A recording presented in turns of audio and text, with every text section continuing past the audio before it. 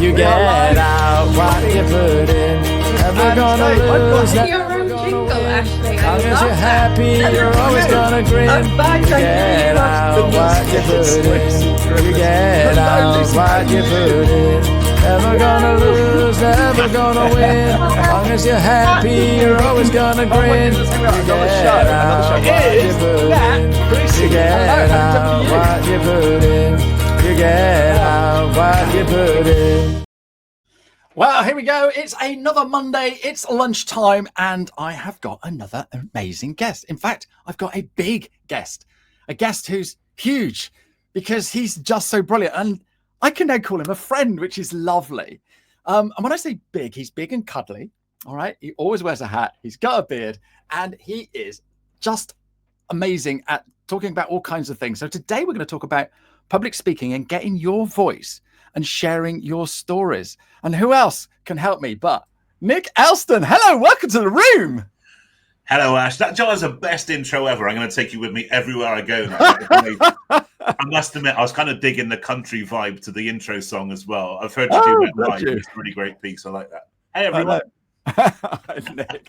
For those people that don't know you, and I didn't give the full story away, tell everybody who you are, what you do, please, Nick. Okay, so my name is Nick. This isn't what Hagrid is up to on his day off, by the way. My name is Nick Elston. I'm an inspirational speaker on the lived experience of mental health. It is a proper job, I promise you. I've been doing this for around 12 years now, sharing my experiences of mental health, mental illness, to help get engagement around the subject from people that don't tend to engage in this stuff. But with my other cap on, what we're talking about today is that my work as a speaking coach. So I'm a transformational speaking coach. It ain't presentation skills, trust me. It's about changing your narrative to change your experience. So how can we use our stories and our adversities and our experiences to forge something better, to forge something beautiful and powerful, something that potentially could be defining you negatively right now. So that's something we'll delve into, I reckon, Ash. Yeah, absolutely. And we were having a good old natter before we went live, all about storytelling as well, because well, you were in the accounting space a while back as well, weren't you? I think that's where we first clapped eyes on each other. But I talked to an awful lot of accountants and bookkeepers, and they go, "Oh, I've got nothing to say. I don't have a story." So let's dig into that. Why should we be telling stories, Nick? So that's an interesting one, you see. So I'm not from the accounting space from my own career history, but I soon fell into it many years ago through speaking at Accountex. And when I was first brought in, it was the first time they've spoken about kind of lived experience and the use of stories to kind of get engagement around this stuff. And to be honest, I thought it could be kind of car crash material, but it's like standing room only, and people were hanging through the walls and windows trying to get a space. It was weird. But it was a real need for stories. And I think for me, being interesting is very subjective.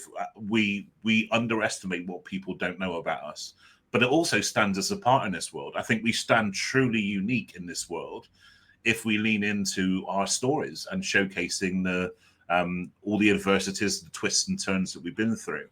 And for me, that's a really good starting point, is that now more than ever, we need, trust me, now more than ever, we need human-to-human conversation to hear the experiences and stories of other people, because it's very true. We do create personal brand through the stories that we tell. I guess it's a case of how much are you willing to share, maybe. That's a good point, because you get people sharing absolutely everything. Yeah. And then you get other people like, oh, I wouldn't tell anyone about that. And so where do we draw the line, Nick? So I call it vulnerability with a small v.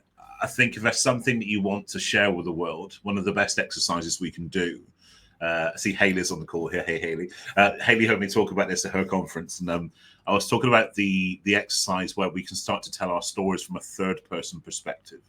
So I've always believed that the most powerful way to reframe our stories is to write out our experiences from a third-person perspective.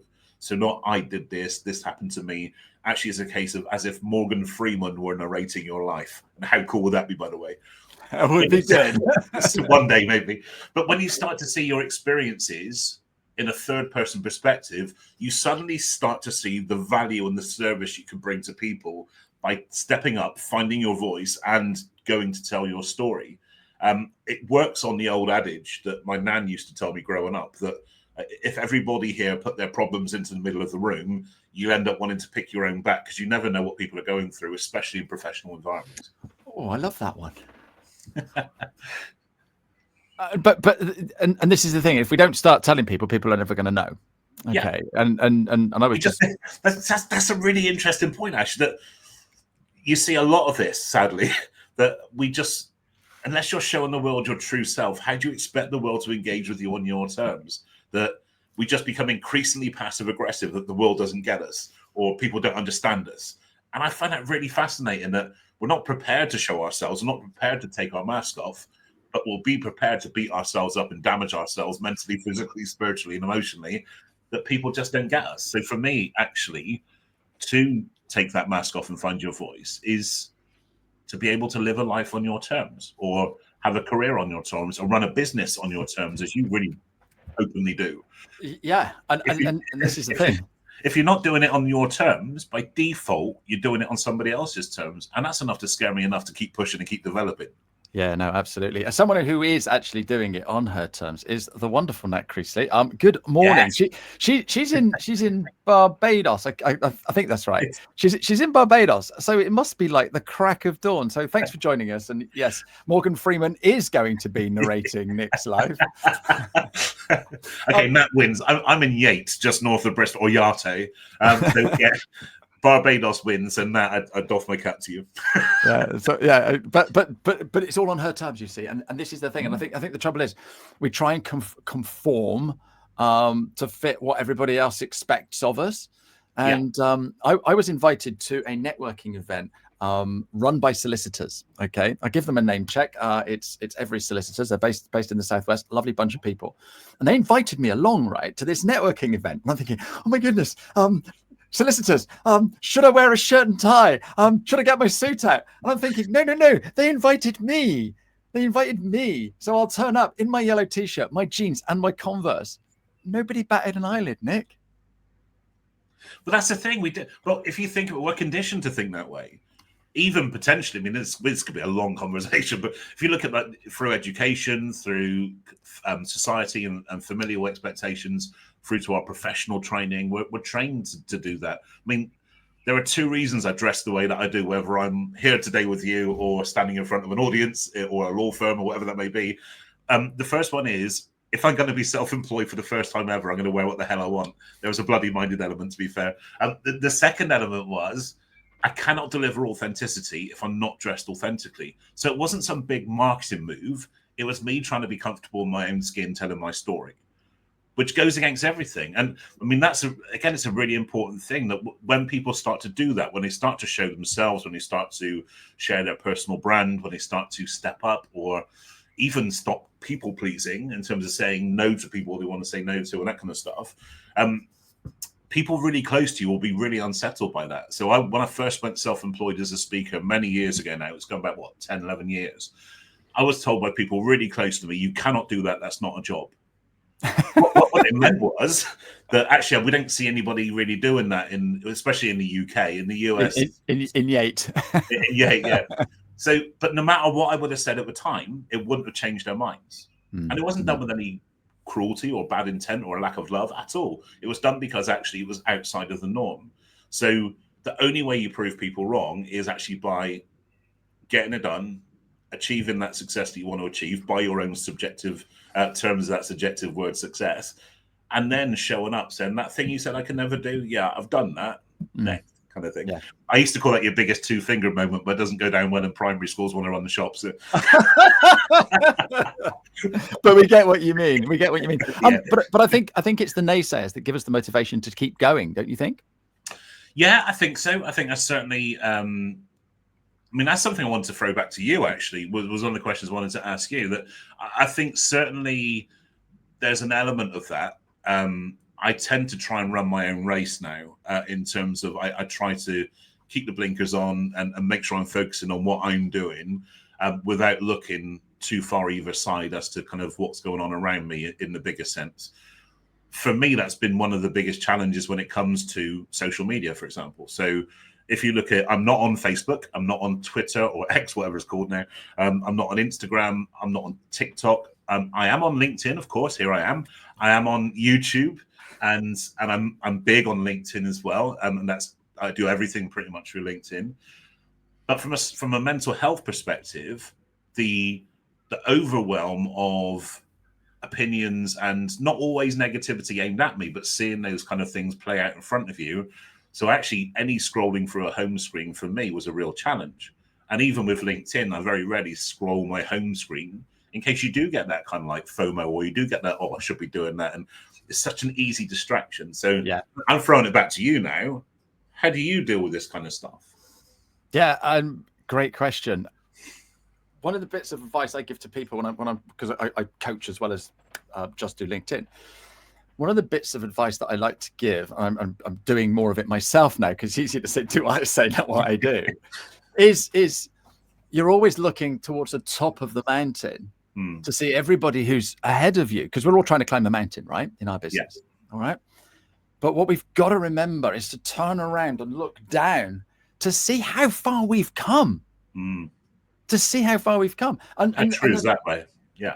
But the other thing is we're looking at the people at the very top of the mountain. Why don't we look at the person just like 2 or 3 feet ahead of us?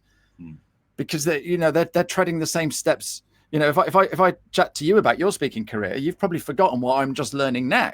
But if I find someone who's sort of like in their 5th year of speaking, then I can catch up with them. And it's the same with everybody else. And so when you stop and look at how far you've come, you'll be surprised. Absolutely. 100%. And stop worrying about other people. Yeah. And I think it's that mindset thing though, that through in my employed career, I was always in sales, account management, partnerships kind of thing. So very much kind of taking the competitive mindset to things as opposed to a collaborative. So actually professionally, we're trained to be competitive. We're trained to take that approach. So actually when things like collaboration started coming up, I always looked at it really dubiously in that sense. And I've long since learned now that actually it's collaboration over competition every time, even with people that appear on the surface directly kind of in sync with what you do. This is the power of storytelling and lived experience, you see, is the fact that there's nobody like you on this planet. You do stand truly unique in this world if you only put out there what your standpoint is, what your personality and your story is. You create a market of one, which is near on impossible in any other field. And speaking, you can do that. You can create a market of one. And I was told a long time ago by somebody that was a great mentor for me that nobody likes a tribute act. I like that. Everyone wants to see you. So actually, when on using LinkedIn as an example, when I first started to share my clients on LinkedIn, so big names, people like Tesco, for example, that I work on a retainer with, why are you posting your clients on LinkedIn when all of your competition can see you work for? There's a couple of answers to that. The first one is, I'd rather my clients stay with me through choice rather than compulsion, that I'm the only option out there. That's that. The second thing is, when Tesco are tagged in one of my posts and they reshare to their network, it goes out to potentially hundreds of thousands of people, when actually by keeping that to myself and keeping really defensive and mean-spirited, goes nowhere. So actually that's the why I choose to share who I work with and what I do, as people that follow me already know that I do. No, love that. And I'm listening to a book at the moment. I just want to quickly just give a shout out to everybody who's come on and said hello. So hi, Mihal. Hi, Haley. Yeah, we've already had Nat. We've got Lucy. So Nat is having a cup of tea at 7:30 a.m. where she is. And it's all the way from central Bristol. So go and have a cup of tea with him this afternoon.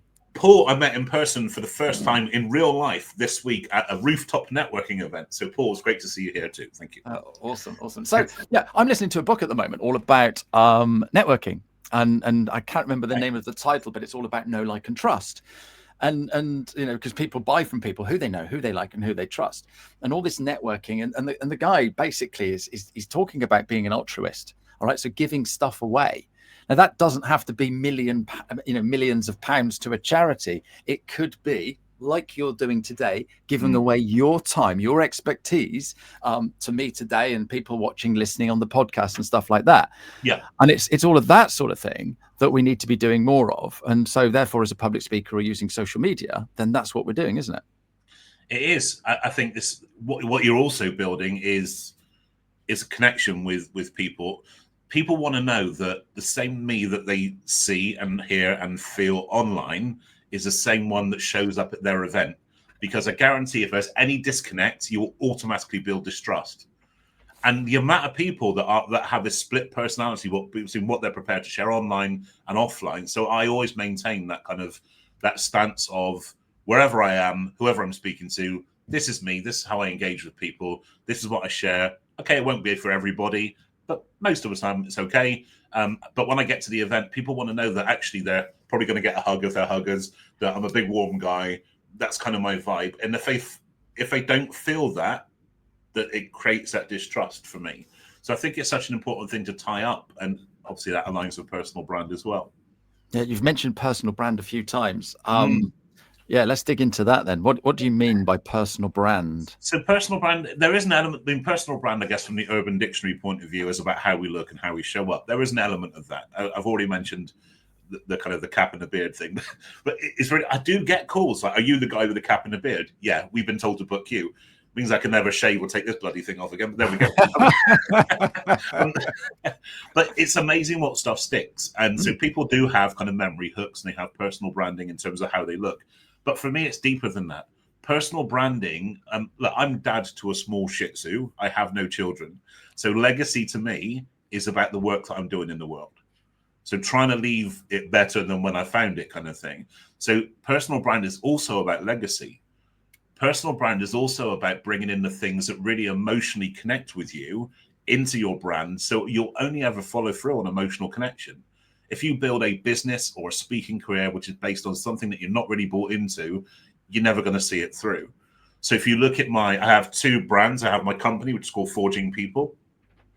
And I have my personal brand, my speaking work, which is Nick Elston. The Nick Elston logo is a country music belt buckle because I'm a huge country music fan. It's not all about losing your doggy, your missus. A lot of it is, to be fair. But huge country music fan. It's about storytelling. Of course, it's got to be country music. But so everything that I do is built into my branding and the feel and the tone. And I have the cap emoji that I use. And so it's just a really nice tie-up. I think the other part about personal brand, and it also ties in with what we were talking about before, is I've built my business as an ecosystem. And what I mean by that is that I didn't start out to do this for money. That wasn't ever the intention. I did it initially for therapy, but the bigger it got, the better I became. I started to get paid to deliver this stuff. And I'll be honest, it changed the dynamic. I suddenly didn't really, I don't know, you weren't emotionally connected as you were before because you were doing it as a transaction. So I had to start to build something which wasn't just about the money. It wasn't just, but obviously the mortgage doesn't get paid on dreams and missions. So you do have to get money as well. So what I do, I set up this kind of, I guess it's like a pricing structure. And I'm very open about this, that I charge my corporate clients top tier money because that's a premium product in person to go and deliver at their events. However, that then scales down. They subsidize the work that I do in the prison system and the education system, which don't have the budgets that corporates do. And then collectively, that allows me to do the work that I donate for free to domestic abuse charities and youth charities and groups that have no funding whatsoever, but you still want to create an impact. So ethically and morally, it still ticks that box for me. That gives me that driver, but also it means that commercially, I'm taking my personal brand and the business in a really strong direction as well. So for anybody out there who's kind of starting that speaking journey, start to think of it as an ecosystem. Because one of the most powerful things we can do, even if you have a business, an accountant, for example, if you have an accountancy business, you want to build a talk that becomes a product. So whether it's something you can sell or something that you can use as a gateway to clients. So for example, speaking at Accountex, which is where we first met. When we start to see speaking that way, we see it very, very differently. We see it as actually it's an activity that will bring us a lot of joy and happiness, but also potentially success and commercial success as well. I'll stop now. I do get passionate about this stuff, so I know I'm rambling. No, it's brilliant, and I can't. I'm just looking at the time, and it just flies by. So there's some people watching. If anyone's got any questions, and just quick shout out to Mita because I've given everybody else a shout out. If any of you guys have got questions, then drop them in the chat, and we'll answer them. But if you're watching this, and you're sort of like thinking, "Oh, I like what Nick says, but the last thing I'd want to be is a public speaker. Come on, Nick, help us here, because more people. So the stats go right. What are you scared of? It's spiders and flying and heights and stuff like that, and death. And if you look at the stats, most people at a funeral would rather be in the box than give the eulogy because they don't like public speaking. It's very true. Harvard did a survey on this. That it was public speaking ranked as a bigger fear than death. So we fear ridicule more than we do dying. We're screwed. See you later, guys. It's been a great audience. But genuinely, in my years of coaching people to speak publicly, people are not terrified of public speaking. You are not terrified of public speaking. I mean, you, Ash, you're brilliant, but anybody else watching this, it's very much more based than that. It's human. I am terrified. You're truly afraid of rejection. Yeah. You're afraid of being rejected, dismissed, or judged, or ridiculed for holding an opinion, sharing an insight, having a belief. It's the same as imposter syndrome. That there are thousands of people that I've spoken to that say they experience imposter syndrome, and that feeling that you're not good enough, you're going to get found out, you don't deserve to have the love, success, the happiness that you have. Every single one of them absolutely deserves to have those things, but there's something in them that's usually been put there by somebody else that tells them you're not good enough, you don't deserve this, you don't deserve that. And also it's the same as procrastination. If anyone struggles with procrastination, once that project, that proposal, that application is close to your chest, you just want to let it out. But then when you let it out, it's there to be critiqued and criticized and judged and rejected. So actually the one thing to address with all of this is the fear of rejection. And I'll counter the public speaking argument, if there is one, by saying speaking isn't just about doing this. It's not just about being on stage, as it will be tomorrow in Leicester. It's not just about presenting or pitching. Actually, it's your ability to deliver any message to anybody, whether that's one person at home or 1 million people on a YouTube video. And if you cannot do that with clarity and confidence and power, it will ultimately affect your success by your own definition of that really subjective word. And that's okay for some people. So for me, see it as not speaking. It's your ability to communicate with the world. Love that. Love that. Janine's just come on. She loves public speaking. Hi, Janine. And she wants to get more gigs. So any tips on how we get more gigs then, please, Nick? I love this. Is the question I get asked the most. And the easy answer is do hundreds of free gigs first. If you're looking to become a pro speaker. And what I mean by that is if you have material that you want to test and test it. So I do this. If I have a new talk that I want to deliver, I go to a networking event and I deliver it for free. So, or a social group, a charity, and that kind of stuff. So you're testing on a real life audience, but without the pressure of money. Once money gets involved, bad news can travel quickly if it's not up to scratch. So, especially when that's your thing. So I would say create a talk. Go to WI, Rotary, social groups, networking groups, charity groups.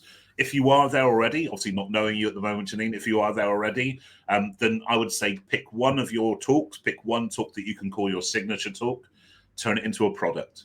So you want to deliver, you want to have a 50-minute version, a 30-minute version, a 15-minute version. So you've got different versions to different places. Brand it, give it imagery, give it a title, give it a one-line synopsis, give it a paragraph description, create 7 learning points, and make sure that only 10 minutes is about you. Any more than that, you could be the most exciting person on the planet, an A-list celebrity, and after 10 minutes, people are going to want to know what's in it for them. So I want you to reposition the rest of your talk from an audience perspective. And I hope that makes sense. That's gold dust there. There's all in one sentence as well, I think, Nick. Yeah, have to unpack that. So if I'm you were talking about prisons earlier. Yeah. Do you know the story about Hurricane, the boxer? You don't know it? Oh my goodness! My goodness! Are you a Bob Dylan fan? Yes. Right. Find his song "The Hurricane." Okay. All right, and listen to it. It's incredible. It is actually a movie starring Denzel. I think it's Denzel Washington. Okay. And it's incredible.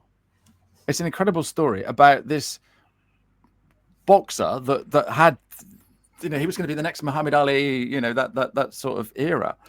But he got wrongly accused and chucked in jail for ages. And it's an amazing story. And he could go around telling that story. But like you say, the story is all about him. So how do you cut out and put other things in it then? So what would you do then based on that story, or something that we would all know? I think with the prison system is a really interesting one. Is I'm really fortunate, not fortunate because I've kind of worked hard to build it this way, but I have a very varied diary. One day could be a school, one day a prison, the rest of the week businesses, that kind of stuff. But when I started to work in prisons, I started to realize actually I had no experience personally with prison before, whether that be directly or indirectly. So my only reflections on prison were kind of like Shawshank or Green Mile kind of stuff. So I kind of half expected to walk into HMP 5 Wells thinking, yeah, I'm going to get shanked here kind of thing. But the thing that really surprised me the most, if you took away the security and you took away the bars, it felt like a university, felt like any other university that I was walking into. The demographic was the same, predominantly 18 to 29-year-olds, predominantly when we dug into the storytelling exercises that I do with them, predominantly one twist or turn the wrong way sent them in a whole different direction. And hand on heart, have there been times in my life where that could have happened to me? Potentially, to all of us, potentially, given the circumstances. Now, that's not for everybody, of course, but as a generalism, that's what I was starting to hear. So actually, when you're looking at the exercises that prisoners are doing for me as part of I do a program called Find Your Voice from Inside. So actually, a lot of the stories they're telling are not about them. They're telling the stories of the people that they've impacted. These are people that have signed up to be re-educated, to be reformed. They've taken accountability. They've wanted to create positive change. So actually, the stories were not really of them. The stories were of the people that they've impacted and how that's going to impact their lives ongoing. It's a very deeply moving experience to hear those things, actually. No, brilliant. Janine's just said, thanks for the great advice. She lives on the French Riviera, so it's difficult to get local gigs. You need to be an international jet setter, Janine, or webinars, Nick? Yeah, speaking is very much alive and well. One of the silver linings of COVID was the kind of real takeoff of being able to have an international speaking portfolio with far easier access. So, I mean, I do a lot of work in the US and South Africa and Australia and lots of other places around the world. But predominantly, most of it is done virtually.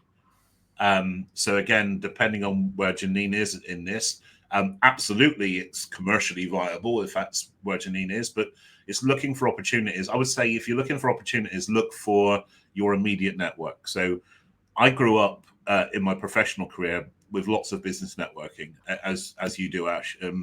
Lots of general business networking. Now, I used to love that kind of networking environment. In my current role now, it doesn't really lend itself very well to me. So the networking that I do are people that directly are my target clients. So, for example, the HR community, people manager community. So I do a lot of work with CIPD. So if I'm looking for events to speak at, then people like the CIPD are an amazing place for me to go. And I'm on their kind of bank of speakers and stuff, and they trust me with the writing and things. So do that. And speaking of writing, again, Janine, if you're struggling to get paid or speaking engagements of any type right now, offer to write for publications that will be good for you. Writing, again, is such a great way that people don't really explore too much. No. Good advice. Nick, 30 minutes gone in a flash. Now, here's the good news. You're coming back, aren't you? I am. And we're going to do another podcast in person with a proper podcast studio. So that's coming up in July. Not sure when we're going to release that one. But Nick, thank you ever so much for coming on. What haven't I asked you that you want a quick bit of advice to share with everybody? And while you're thinking of that, I'll give a shout out to next week's guest, who is going to be the lovely Donna Eaton. She is a specialist when it comes to payroll. So she's going to come and have a chat with me next Monday. So come on, Nick, what's the answer to my question? We covered so much. So I would say that one thing maybe I just want to kind of repeat is about one of the biggest things that we experience when we start to speak is who's going to want to listen to me, who's going to want to hear my story, or even people that say, I haven't really got a story. That's a real challenge for me because I've not met any living person yet that doesn't have a story. It's just about how much they're prepared or not prepared to share. There's a real art in being able to tell your story from an audience perspective. If you're going out sharing experience of grief or menopause or addiction, all the big things that we experience in life, Don't say it in a first person perspective. Tell it from an audience perspective. That's the biggest thing I can offer right now. Yeah, perfect. Maria's giving us a round of applause here. So love what you did. Nick, you've been absolutely superb. How can people get hold of you? Nice, big and simple, just like me. nickelston.com. You'll find everything on there. Fantastic. And we'll put all of those in the show notes if you're listening on the podcast. Nick, thank you very much for coming. Thank you to everybody for joining us. And we'll be back next week. Cheerio, Nick. Thank you, Ash. Bye-bye. You get out what you put in. Never gonna lose, never gonna